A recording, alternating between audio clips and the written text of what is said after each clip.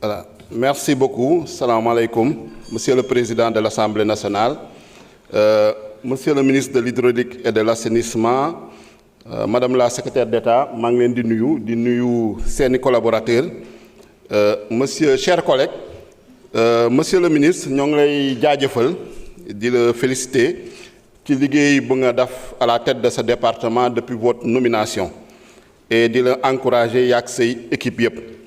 Par rapport au budget bi 244 milliards en crédit de paiement et plus de 1727 milliards en autorisation d'engagement.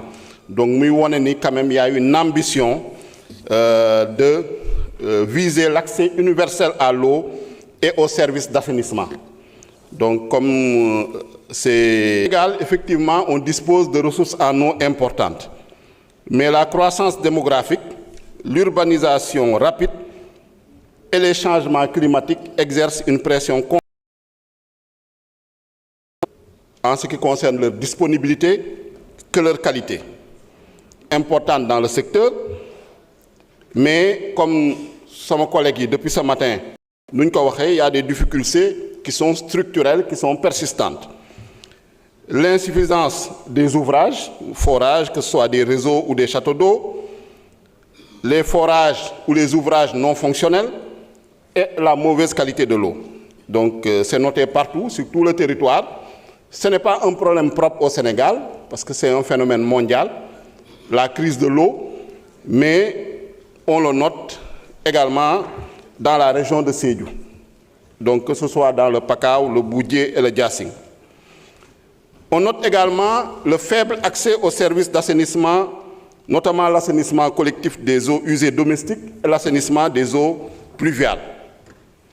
Il y a des solutions qui sont préconisées, notamment dans le présent budget. On peut citer parmi en tout cas les réalisations majeures, le dessalement. Mais il faut le coût de l'énergie. Parce que le dessalement, une des principales contraintes, c'est le coût de l'énergie. Vraiment intégrer les énergies renouvelables dans ces projets-là. Il y a les grands transferts d'eau aussi, c'est une très bonne chose, mais il faut également aussi bien les réseaux secondaires que les réseaux tertiaires. Nous comme nous déplorer, en ce qui concerne par exemple le lac de Guiers, construisent de grandes conduites comme la LG, rompent les territoires, donc c'est un problème d'équité. Par rapport à la question du financement, il y a plusieurs, en tout cas, aspects parce que la redevance d'exor, qui est prévue par le Code de l'eau, il y a un recouvrer, pour améliorer par une meilleure police de l'eau.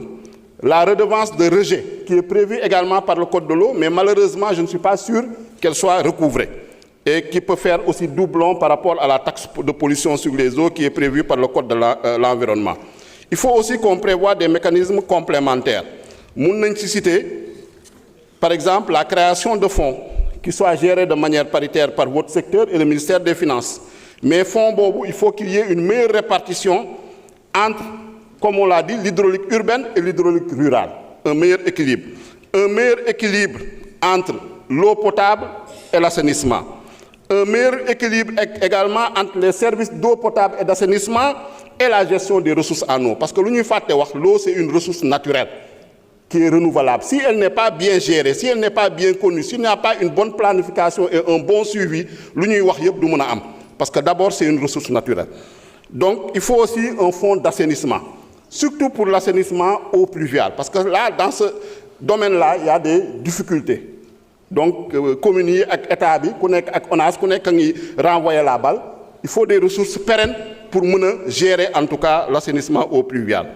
Pour nous terminer également, c'est par rapport à la constitutionnalisation. Pour moi, nous constitutionnaliser le droit à l'eau, le droit à l'assainissement et également le droit à l'énergie, parce qu'on vise le service universel. Donc voilà en tout cas un certain nombre de préoccupations par rapport aux réformes institutionnelles. Code de l'eau, c'est un vieux projet depuis 1981. Nous avons un texte. La loi sur l'organe de régulation du secteur de l'eau également, mais une régulation, une régulation des services.